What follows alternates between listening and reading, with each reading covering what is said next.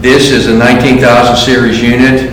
So here's the power pack, and here's the voltmeter that I spoke to you about on the phone. And this will give you an idea where the battery life is at.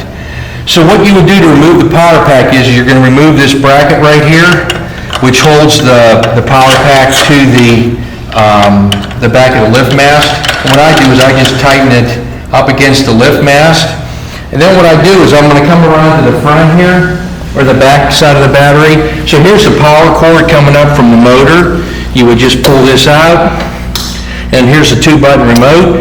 You just disconnect that, and then what I do is I just typically just pick it up, and there's your power pack.